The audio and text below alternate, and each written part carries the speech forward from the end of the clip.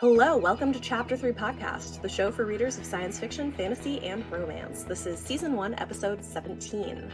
I'm Bethany, your host, and today I'm joined by Jared from the Space Dreamers podcast to discuss bookish podcasting and women writers in science fiction. If you want to support the podcast and get early access to episodes and exciting bonus content from our guests, check out the Patreon linked in the show notes. And a big thank you to all of our patrons, with a special shout out to our world-expanding patron, Trina. Your support makes this possible. Before our conversation today, it's time for On My Radar, where I'll share recent or upcoming book releases in science fiction, fantasy, and romance that I'm excited about, and then our guest will have the opportunity to share one as well. The books for today's episode will be released between May 12th and May 25th, 2021, with the exception of the guest recommendations, which may include any upcoming release. First up, we have two books coming out May 18th. We have In the Ravenous Dark by A.M. Strickland. This one is a fantasy standalone about a pansexual blood mage who reluctantly teams up with an undead spirit to start a rebellion among the living and the dead. It sounds fantastic. I really loved this author's last book, and I'm excited to see how this one turns out. Then, also on May 18th, is The Soulmate Equation by Christina Lauren. This is a contemporary romance about a matchmaking company that uses DNA to predict compatibility. But what happens when our heroine is matched up with the stuck-up, stubborn founder of the company? I hear good things about this. It should be fun. Then two more titles, both coming out May 25th. First is Etherbound by E.K. Johnston. This is a YA space adventure about survival and self-determination set on a family-run interstellar freighter and a mysterious remote space station. E.K. Johnston's known for writing some of the Star Wars novelizations, and this is another YA kind of sci-fi story. It looks interesting. And then lastly, we have How to Find a Princess by Alyssa Cole. This one is a queer Anastasia retelling featuring a long-lost princess finding love with the female investigator tasked with tracking her down. Alyssa Cole is one of my favorite romance authors. I'm really looking forward to this one as well. So go check those out. All of them, as always, will be linked in the show notes. And please join me in welcoming Jared to the show. Thank you for joining me. Thank you for having me. Yeah, no, glad you kind of reached out. It's fun. First time I'm having another podcaster on, which is exciting. If you want to briefly introduce yourself to our listeners and share your pick for an exciting upcoming release, that'd be great. Certainly. As Bethany said, my name is Jared Parisi. I am the host, creator, producer of the podcast, The Space Dreamers.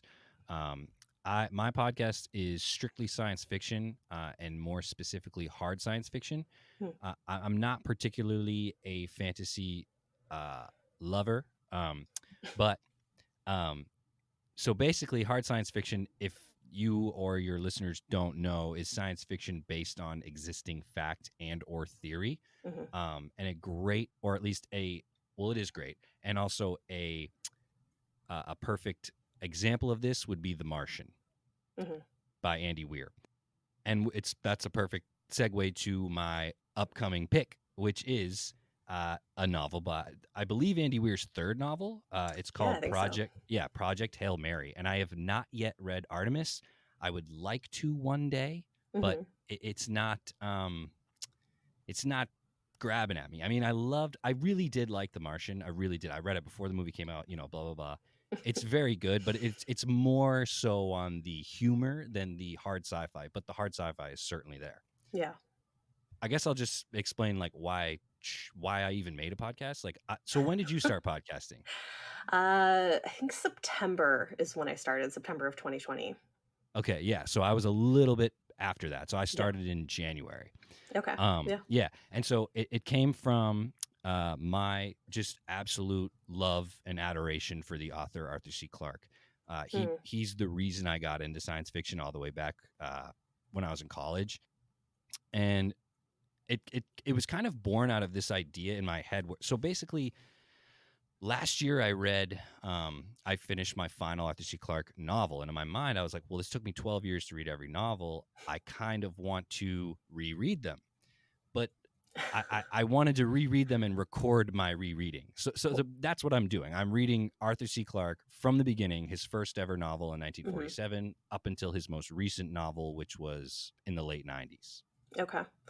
I mean, I think that's really cool. I have actually never read Arthur C. Clarke. I feel like that's a gap in my sci-fi reading, but I know, he's a big deal. I've seen 2001: A Space Odyssey, the film, Yes. so which was an experience.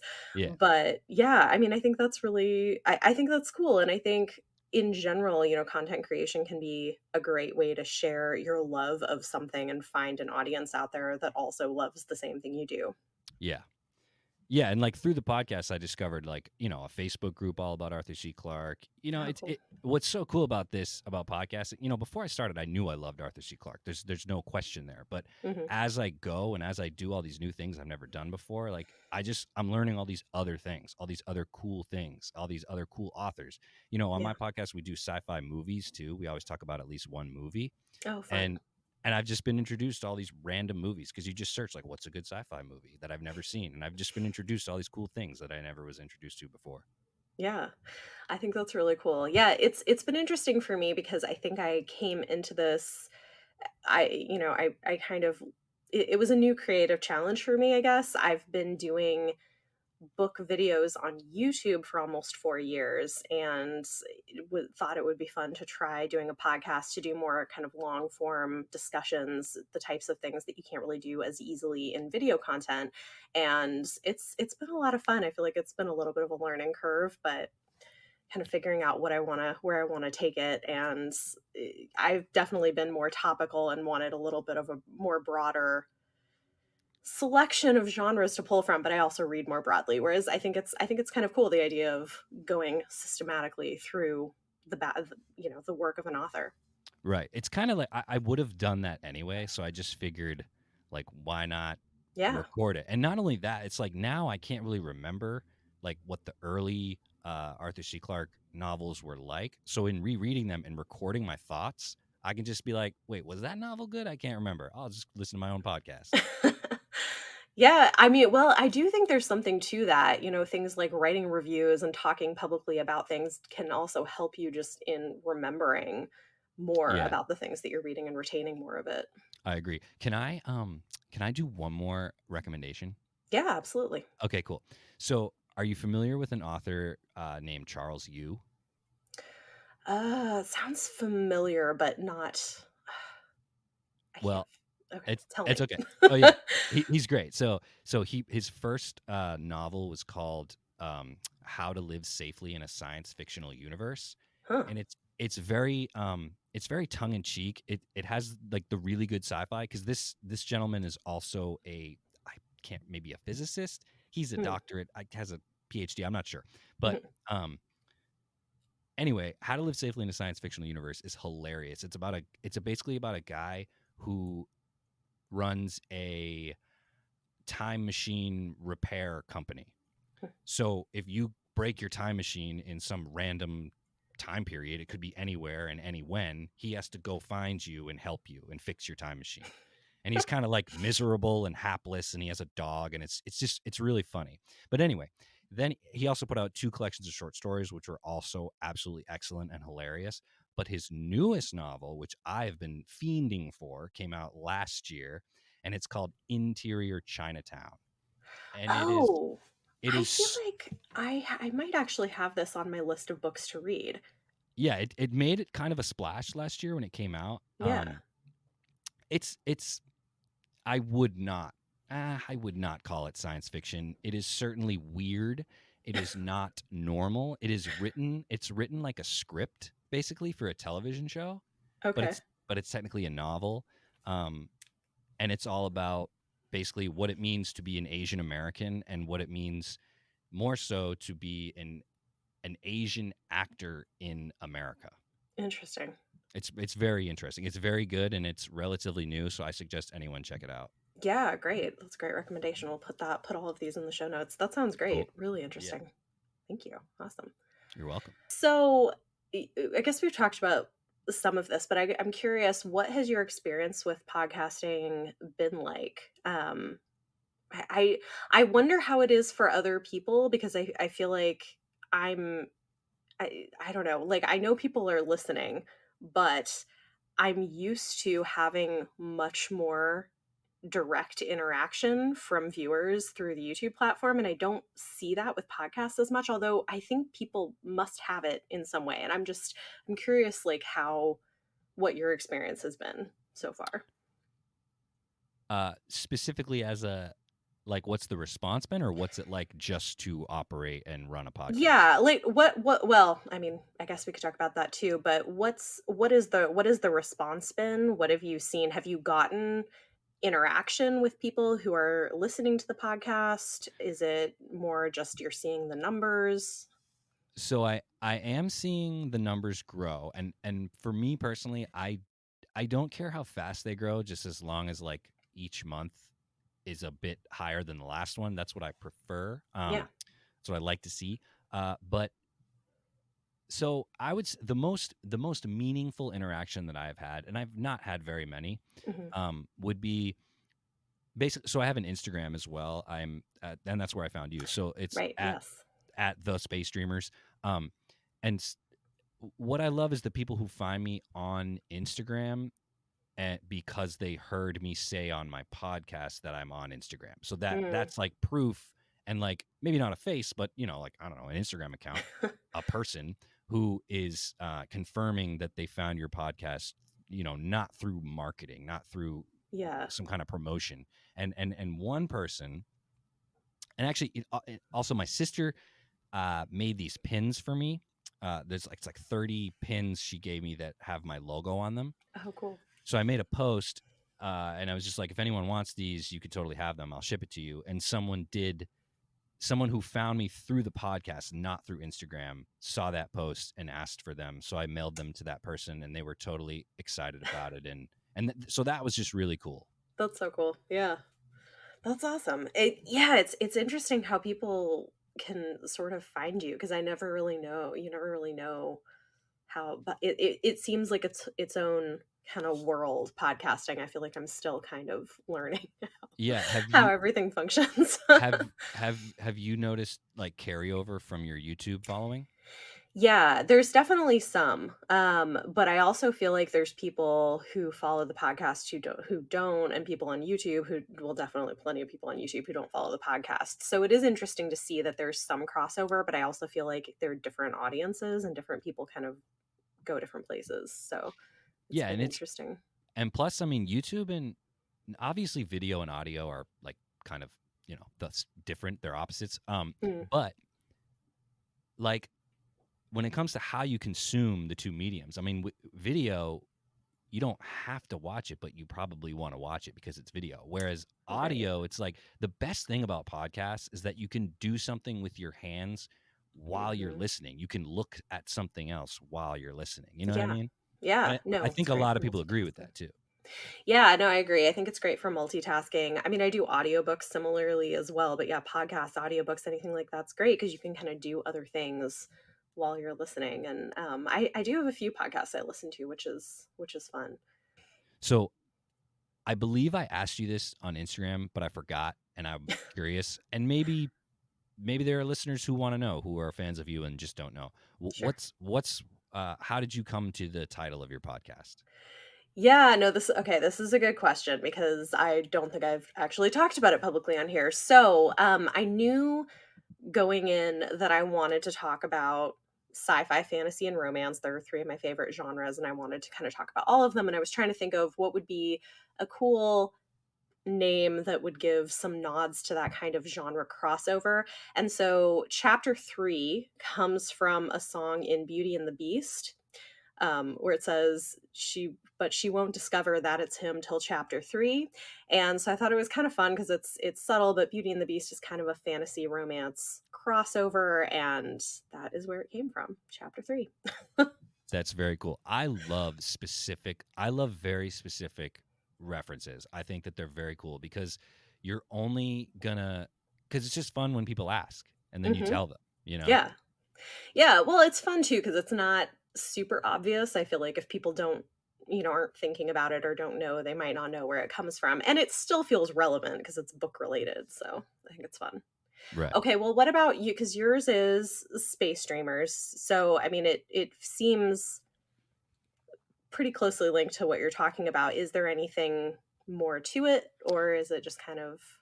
Yes. So Arthur C. Clarke's first novel is titled Prelude to Space.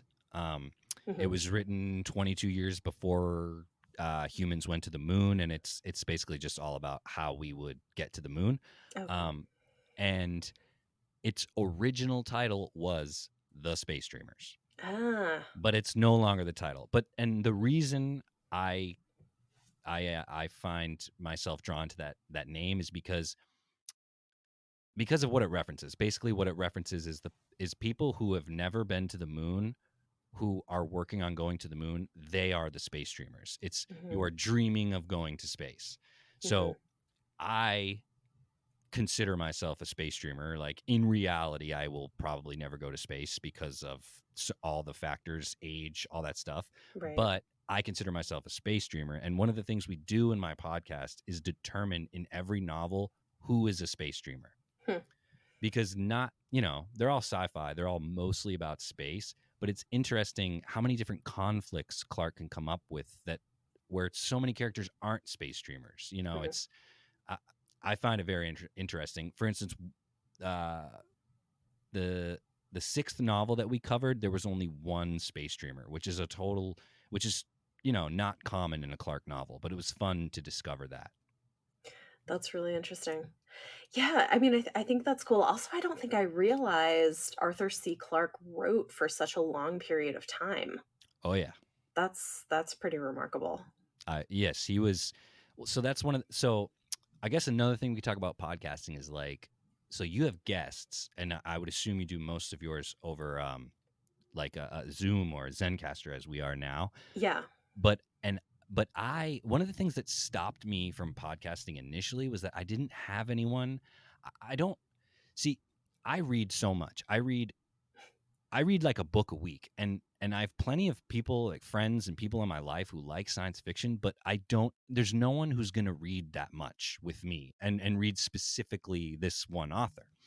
So what I did was I recruited my two sisters. Well, I recruited two of my sisters and my sister-in-law, who all like science fiction, to be my rotating guests. Oh, that's cool. So, our guest hosts. So basically, none of them have to read every novel with me. They're kind of reading like one novel every couple of weeks, and only if they want to.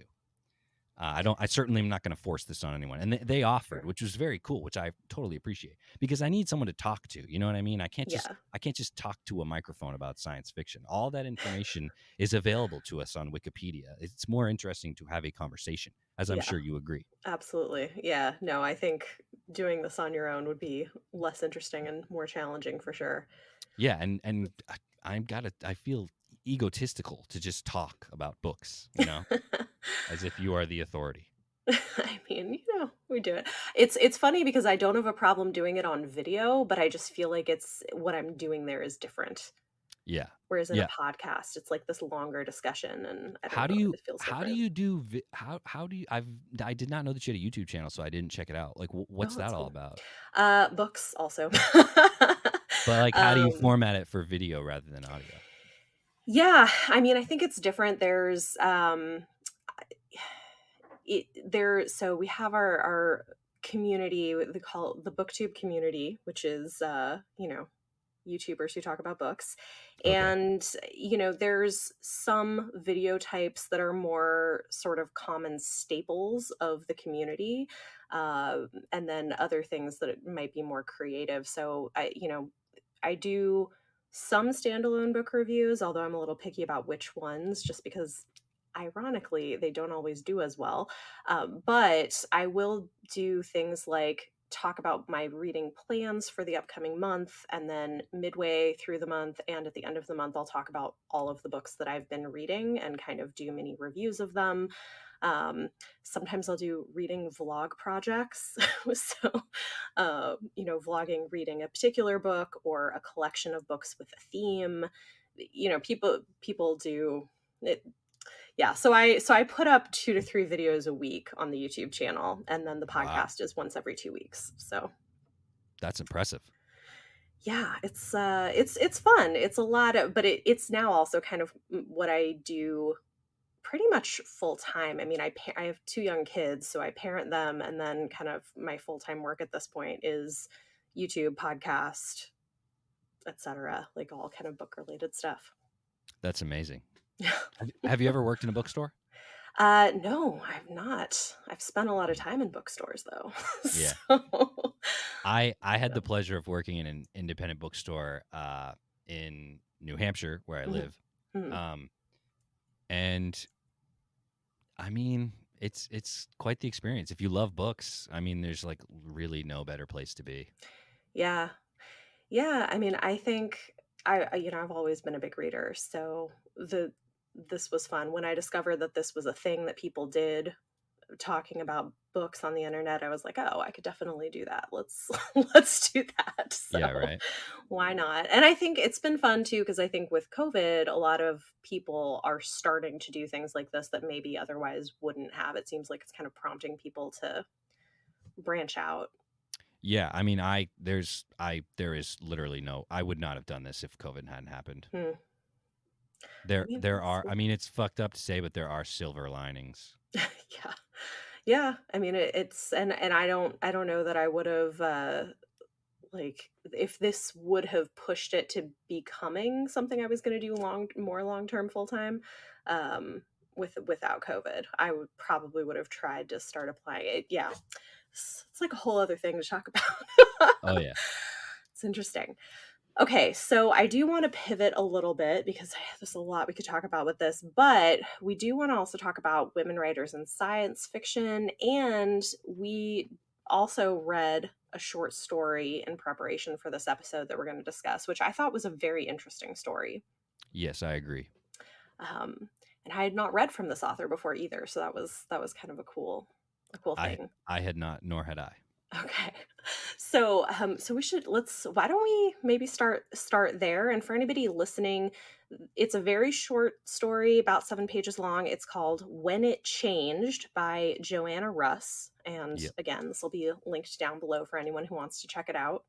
Um, what were your thoughts on this? I thought it was a really interesting story. Um, I thought I certainly agree. I thought it was very interesting. Hmm. It's basically I realized recently while I was just consuming Arthur C. Clarke, Hmm. reading Arthur C. Clarke, and doing this podcast, that I don't read enough women writers, Hmm. especially in the science fiction genre, Hmm. and I would almost say mostly in the science fiction genre. For instance, my other favorite genre of literature would be memoir, Hmm. and my favorite memoir writers are almost 100% women. Interesting. So anyway, I began searching online for a female science fiction writer that would interest me. That was maybe like along the lines of Clarke, and Joanna Russ fills that mostly just because she was writing in the same time period, Right. like 60s, 70s, 80s. Hmm. So I hit on Joanna Russ, and the main reason I hit on her is because it says all over the internet that she's not just a science fiction writer, but a feminist writer. Yeah. And interestingly enough, I just today got a fat stack of books in the mail. One of them is by her, and on the back it has the genre, and it's science fiction / women's studies. Interesting. So I'm very curious Yeah. about what she has to say. But another thing I want to say about her and what it's like to research things on the internet is, so a lot of reviews of Joanna Russ's work talk about how she just seems like a very angry woman. Hmm. And these are not my thoughts. I'm merely saying what I read Hmm. in my research, that she that it that her works are merely important because they are feminist and not because they're quote unquote good or well written science fiction. Interesting. But at the same, like, it wouldn't surprise me if those reviews were by men. You know what I mean? Hmm. It's a Hmm. complicated thing. Yeah.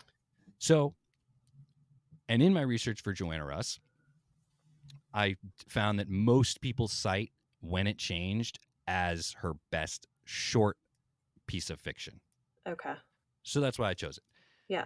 But anyway, what I thought about the story was that, and why I went into that long description, and I'm sorry for being long-winded, No, it's was okay. was that I hate when like someone tells you something about something and then you experience that something and your experience is influenced by what that person said. You know what I'm saying? Mm-hmm. While reading this story, I couldn't help but sort of not agree, but I understand why an author might say, or why a reviewer might say that about her work. Yeah. I mean, well, it's interesting. I think well, and I guess that's the thing too, is I come at it too from a perspective where I don't know that women having anger is necessarily inappropriate either. So, Right. um, but yeah, no, it's a really interesting story. I didn't go into it knowing anything about her or her work, and since have been kind of looking some things up because I found it to be a really interesting story. And for anybody wondering, it's it's the short story set on an all-female colony on another planet 30 generations after a plague had killed off all of the men. And so the main character is this woman in her 30s who has a wife and 3 children, and they've created this functioning sort of society. And we learn, like, I was actually also impressed at how much she packed into 7 pages. Like, she accomplishes a lot. Yes, I totally agree. In a very brief period of time. Yeah. And so it's interesting because it's this society of women, and then you have these men sort of coming back and assuming that you know that these women must be thrilled that there will now be men in their world again. Yeah, Jeez. yeah, and I know, like, not just thrilled, but like would just have the most uh remorse and hatred towards the time they spent without men. Yeah. You know? Yeah, which I found really really interesting. And because it's clear that they've built their own society and their own modes of government. And um and you even get these moments where she talks about her daughter who's about to become a teenager, and talking about there being coming of age ceremonies where young women go into the wilderness and like kill a wild animal, and that's how they become women. Like, there's like there's so much that they've built around it. And it's interesting, um I guess the arrogance of coming into that and assuming, oh, don't worry, we're now here to save you. Yeah. I mean, I short stories are tough. Yeah. I don't always I'm not drawn to short stories. It's I just feel like there's not enough. There's a lot here, but I don't know if there's enough to. I don't know. I feel like we don't know what life was like there before the men showed up, or when the men were there, like before they got killed off. Hmm. I mean, what Yeah. are you going to I mean, go I ahead? guess I would say that I think there seem to be hints towards it, which I thought was interesting, because that they talk, these men who come talk a lot about saying, oh, we've achieved gender equality, and as if that should be a reason that they would want to sort of integrate with them. And the main character doesn't believe them, which to me would signal that they're trying to say, don't worry, things won't be like they were before, the genders are now equal. That was kind of what that signaled to me, which I thought was interesting. Yes, I think, but I can't. And what I said earlier is sort of, I can't help wondering what I would have thought if I didn't already hear what I heard Mm, about this author. mhm, And because when I started reading it, I did feel like it was very on the nose. hmm, Um, Sometimes it's like if you're reading something and you know that it's inspired by the real world, mhm, but it takes place in a fake world, mhm, it's hard to separate the two. It's hard to say, well, do my biases apply to this story because it doesn't take place in a world that I'm from, or because it's some other planet. It's far in the future if we have the ability to travel there from Earth.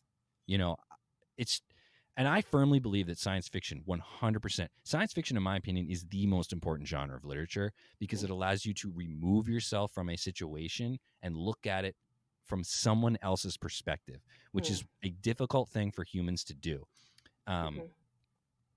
But sometimes if you go into a story knowing that it's a metaphor for something that is real, I find it hard to separate the two. I would rather discover while reading it what the metaphor was. You know what I'm saying? Yeah. So I think what's interesting is I didn't go into it knowing what it was going to be about. So it does make me wonder if kind of how much that impacts your experience. Because when I started reading, for instance, um, she doesn't make it clear until a little ways into the story whether the narrator is male or female, Okay. which I think is kind of interesting because so for me, I'm kind of entering it thinking, okay, like you're talking about your wife, you're talking about your daughter, about all of these kind of things you're thinking about. I'm not sure yet, like if you're supposed to be male or female, and then later you find out. So it's interesting because like I don't like like I didn't have sort of my ideas going into it framed already as like this is what the story is about. Um, and so I think my experience with it was like, I see. Okay, I see what you're doing. This is interesting. And to me, what's one thing that I think is interesting about science fiction is the possibility of, and in some ways, sometimes fantasy as well, but the possibility of imagining a different world or imagining what things might be like under different circumstances. And so I think what's interesting to me about the story is it it sort of imagines what a sort of female run utopia might look like. And it's very brief and I wish we got more from it, but she gets a lot of little details in here and I just think the ideas are very interesting. Okay, I am here to deliver to you a wonderful surprise. Are you ready? Are you ready for this? Sure. Okay. So, as I mentioned earlier, today a fat stack of books came in the mail, and I have recently committed and decided that the next author I cover is going to be Joanna Russ. Oh, cool. Um, so I ordered, and what's cool about her too, so Arthur C. Clarke, I literally have to read like 25 books in a row for Arthur C. Clarke, whereas Joanna Russ has like 6 novels, so it's just It's a little much more, easier. yeah, much more reasonable. Yeah. But so have you looked her up at all since A like, little bit, yeah. After I finished this, I looked at a few of her books because they sounded really interesting. And I see what you're saying too. The reviews are quite polarized, it seems. so here's my gift to you. The Female Man is considered her most famous work, and I Uh-huh. believe it's considered her most the most belonging in the feminist canon. Hmm. And this is how it opens. This is a full length novel. Mm-hmm. I was born on a farm. I was born on a farm on While Away. When I was 5, I was sent to a school on What? southern continent, and when I turned 12, I rejoined my family. Um, What? it's it's it It's is a linked. yeah, it's a full novelization of it's the same character. Oh my goodness. It's exactly the same. It's the same thing. Oh, okay. I think I need to get this book. That's so interesting. I also love it when authors do that, when they use short stories as a way of like trying out ideas and then turn it into a larger work. So Yes, I agree fully, especially when that larger work becomes so amazing and iconic yeah. as 2001, which is based on a less than 10-page short story, Wow. which is just very cool to see the origins. Yeah. No, that's fascinating. Okay, Uh, I'm gonna have to look up getting a copy of that because I did find this really interesting, and I think it's interesting too, right? Because this was written in the 1970s, and yeah, seeing kind of like because I we've gone through multiple waves of like feminist ideas since then, and it is really interesting to me also as just like a historical artifact of seeing like what were some of the ideas around like feminism and queerness at during that time. yeah. Yeah. So did you research anything about Joanna Russ, the human? Not much. I have not. Um, just kind of briefly. I know that she was an academic and considered a feminist, and this is a lot of what she was writing about. But I didn't do a lot of in-depth looking at her. Yeah, so she is considered a champion of feminism, and she was openly gay. Okay, So that doesn't surprise me yeah, reading and the so I story. mean, and basically, maybe I bring that up just because, again, when you learn about something, I Hmm. mean, it's hard. I mean, in academia, you must learn, right, about things before uh, breaking them down, and Hmm. but so when you said you didn't know she was a woman in the beginning, I mean, I just because I know who the author is, I just knew that this was a woman, then that Hmm. this was a lesbian relationship. You know what I Hmm. mean? Yeah. But that's nothing about, being gay or straight or anything. That's merely about, the amount of information that we consume before we consume the thing that the information was about. Right. And that is a problem with the internet, I have found. Yeah, well, I mean, and I don't know that that's necessarily good or bad, it's just different. And so I do think it's interesting that if you're just purely basing it on the text without knowing anything else, she takes a while to tell you that information.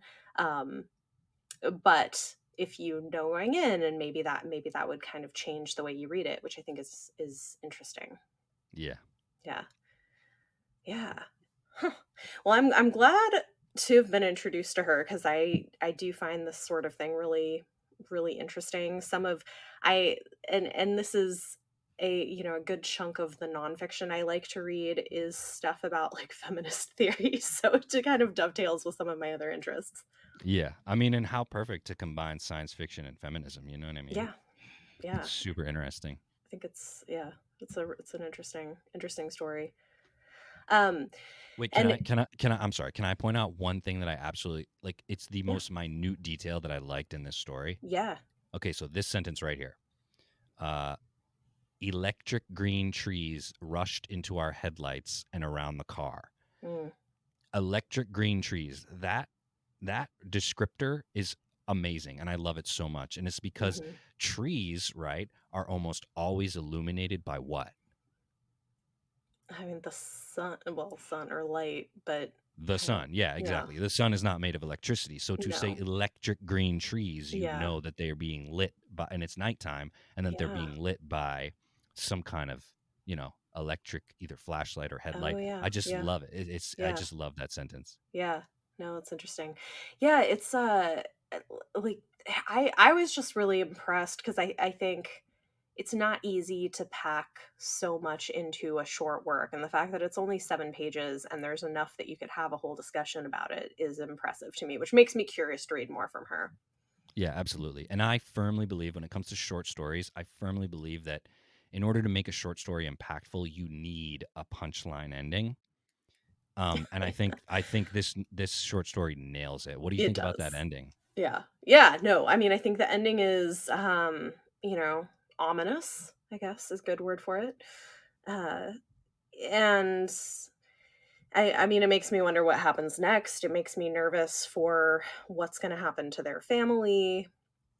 And I just think it's interesting to me that I I can imagine what might come next. And I can also recognize that it didn't have to be that way.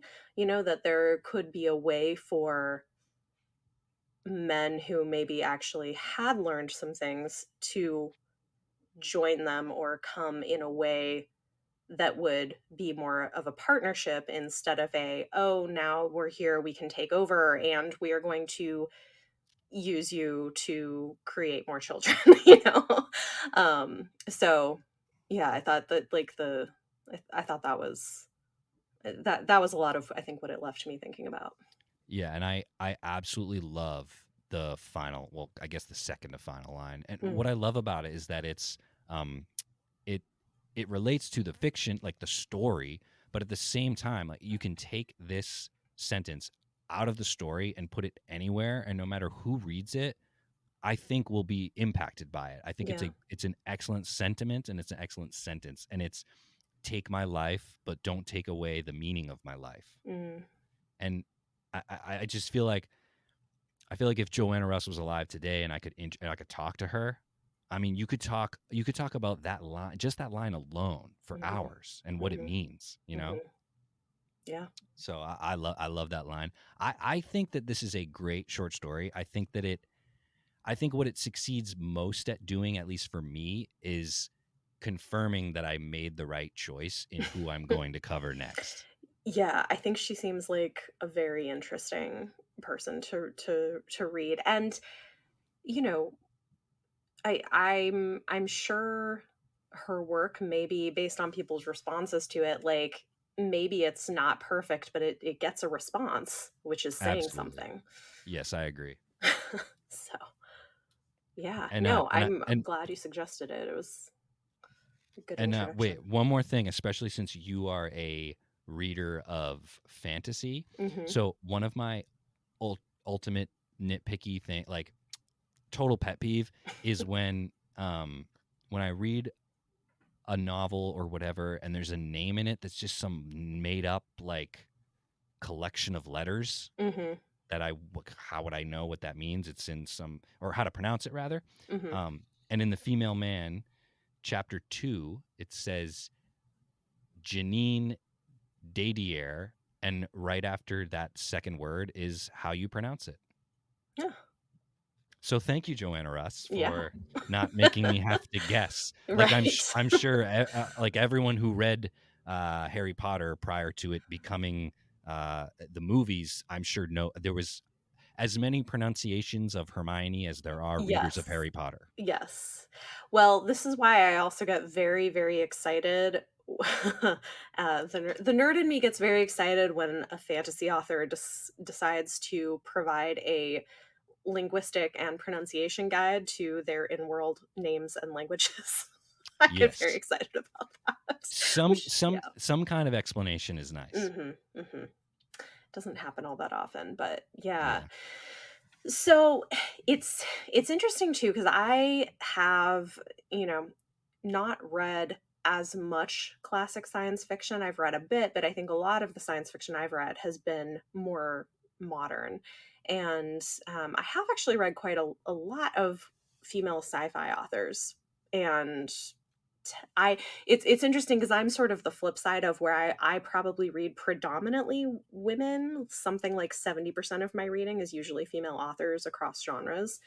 Um, and I I do think one suggestion I might have, because I know you said you prefer more on the hard science fiction side of things. Yeah. Um, a couple of interesting people. Have you read anything by Mary Robinette Kowal? No. So she has this really interesting series. I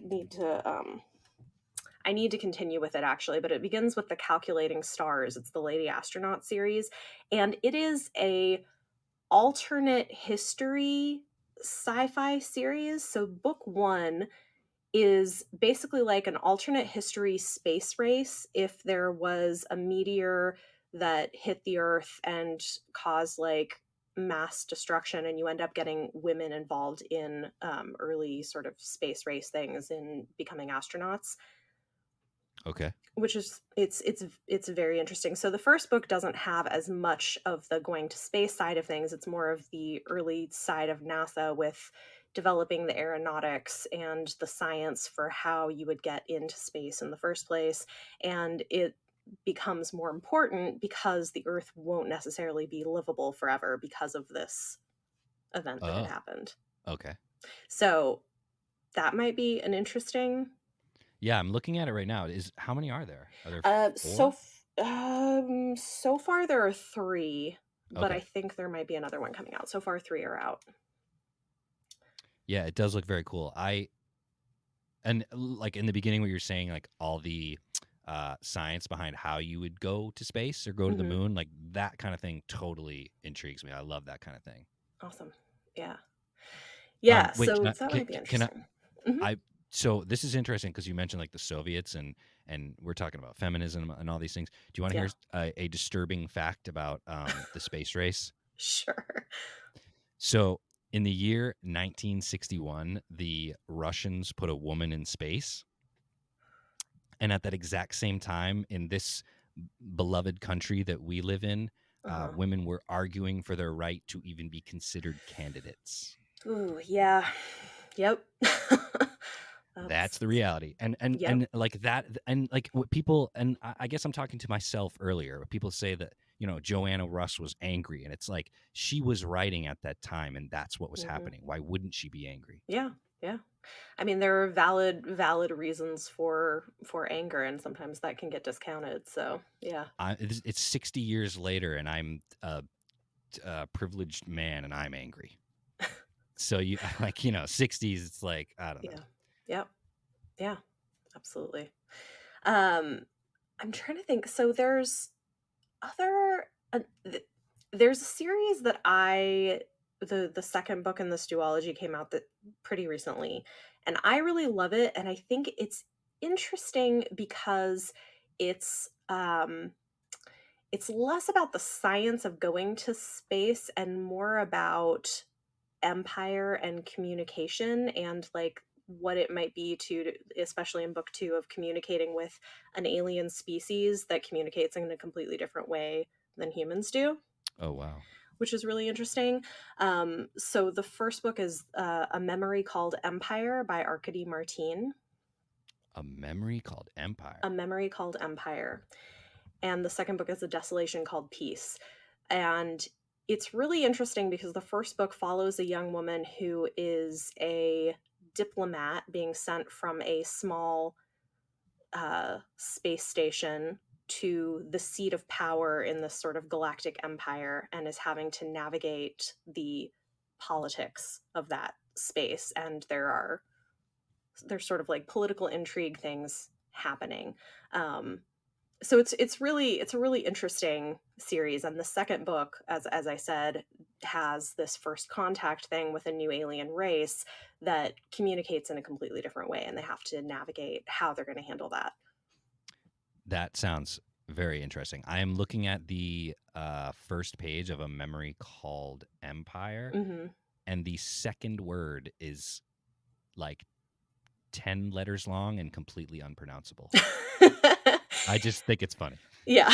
Yeah. I the audiobooks for these ones are pretty good, but they are more dense. So it's the Tex Calanly Empire, in case you're wondering, is the name Yeah. of the empire. But yeah. Yeah, It's they it's it's it's so interesting. interesting. Especially Hmm. especially like if you were a Spanish speaking reader, and even if this was translated, you would pronounce that totally differently. Hmm. Hmm. You would, it's just, I don't know. It's just funny. I think it's Yeah. funny. Yeah. Yeah, so that's that would be another one I would recommend. And she's a newer writer, but I'm curious to see kind of what else we get from her, just because there's so much happening in the books that she's writing. Yeah, and I do want to give a shout out to what is I don't read no female sci-fi writers, because probably the greatest science fiction novel ever Hmm. is Frankenstein, Yeah, and I absolutely adore that book. it's a great one. Yeah. I think it's phenomenal. And in my fat stack of books today came her only other science fiction novel. Are you familiar with it? No. It's called The Last Man. Interesting. And I think it's like just your standard end of the world story, and there's just one dude left alive. Okay. Yeah, no, Frankenstein is brilliant. It's a really really interesting story from kind of a sci-fi perspective. Yeah, I've read it like so many times. Yeah. It's like it's it never fails to delight. Hmm. Well, so many questions, right, about like what happens when humans try to play God and what takes science too far. It's like all of those sort of ethical questions Yeah, wrapped and up in it. I love how it's one of those, it's almost like Frankenstein, or the monster in the story is teaching Frankenstein about life. He's Hmm. teaching his creator about, you know, the best ways to navigate life. It's so Yeah. interesting that the student is really teaching the teacher. Yeah. Yeah. Um, okay. So I made before this, I did make a list of like who are the authors that I would that I would suggest. So if you're interested in other suggestions, No, um, I'd say of the two that you suggested, I'm mhm. most interested in the first one. Okay, that makes sense. Yeah.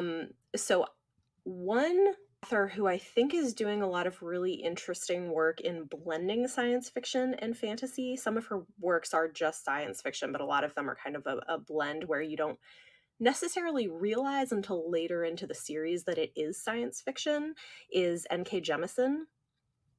Never heard of her. Okay, so she wrote the Broken Earth trilogy is probably what she's best known for. The fifth season is the first book. All three books in the series won Hugo Awards. Okay.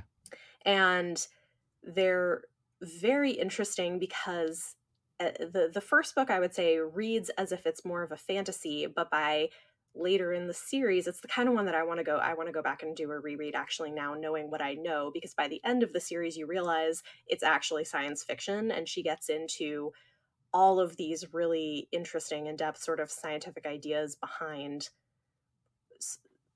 the things that have taken place in this world and how they got there. Very cool. um so that's like a, I think, a very interesting series. And there's um people who are able to do this thing called orogeny, which is sort of like affecting the earth, like creating earthquakes, and so there end up being, eventually it seems like a magic system, but then by the end there are more sort of scientific explanations for why things are happening. So that I just think is an interesting genre blend. Yeah, that sounds really cool actually to me. Yeah. I love subtle science fiction. That's my favorite kind of sci-fi. Huh. Oh, that's cool. Yeah, I think her books are really brilliant, and they have a lot of thematic content and strong characters. So there's just a lot there, and they're the sorts of books that I think you could reread multiple times and learn something different every time you read them. Yeah, I do recognize the cover. I remember that these were actually popular when I was working at that bookstore. Okay. It was like definitely the book kind of book that we always had a copy on hand. Yeah, they're very good. Um, Have you yeah, ever yeah. read Nola Hopkinson? No, yeah, no, I have not yet, but I have a couple of her books, and I hear really great things about her work. Yeah, she was one of the writers that I considered. Hmm.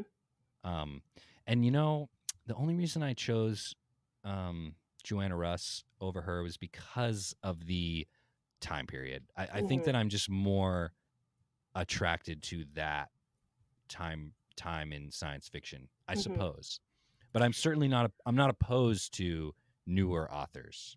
Yeah. Um Yeah, I mean, I think one thing that is a little bit unfortunate is a lot of the women writers in speculative fiction, in from, sci-fi, horror, fantasy, from that time period have been kind of lost.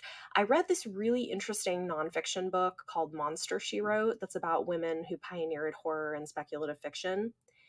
uh, And uh, what's interesting is about that time period, a lot of the women writers were writing in these sort of like pulp fiction paperbacks, is where they were getting published. And a lot of them have just kind of been lost, where they don't exist anymore.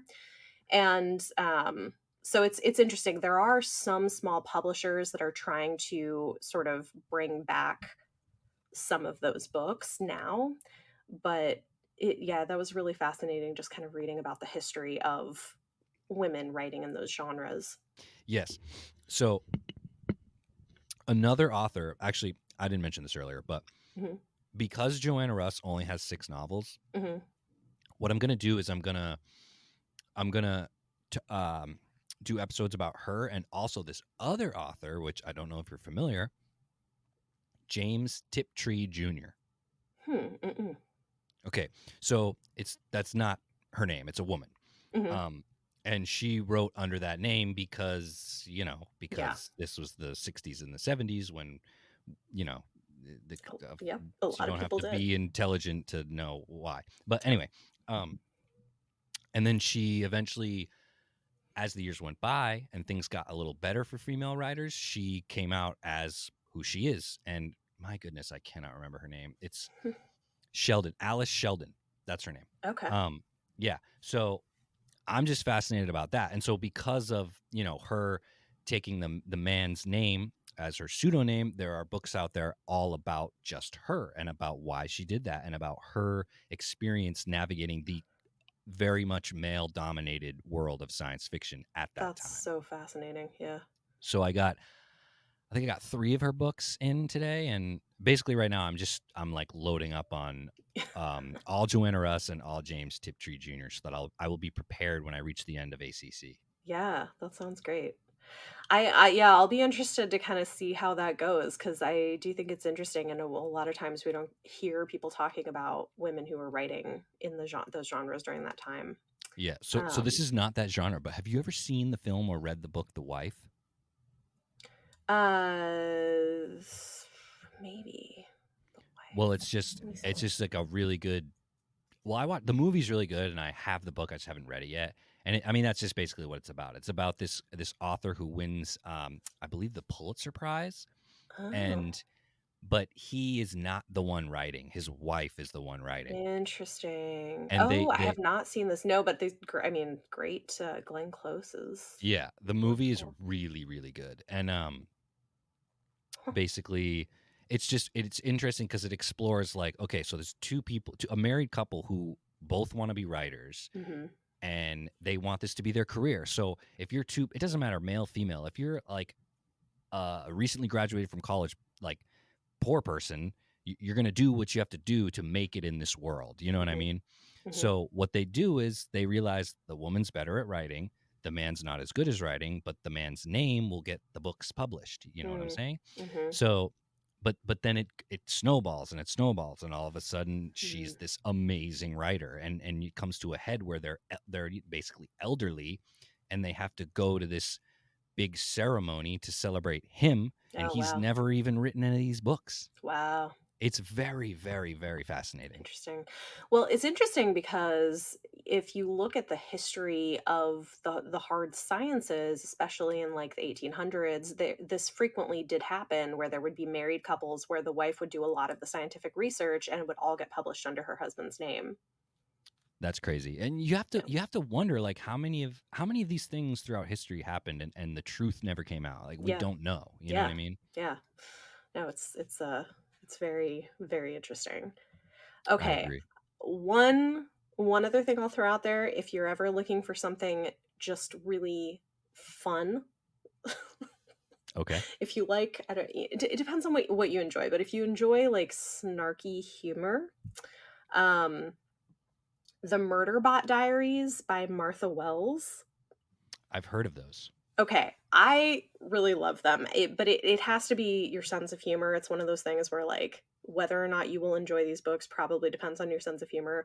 I think they're hilarious, but they're mostly novellas, and they're from the perspective of Murderbot, who is this biological AI who's hacked his governor module and, like, could just like kill people, but mostly wants to spend his time watching like streaming soap operas in his head, but can't because of things that happen. It's That's just awesome. like, so those are a lot of fun. Kind of, yeah. That sounds slightly similar to, at least tonally, to How to Live Safely in a Science Fictional Universe. Okay. I'll have to check that one out. But yeah, those are really fun. So far there's, I think the next novella is just about to come. So there's 4 novellas, one full-length novel, and then another novella just came out. So Yeah, I think book 6, I think, is what I'm looking at right now. yeah. I Yeah. haven't read that one yet, but I've read all the other ones, and they're kind of a blast.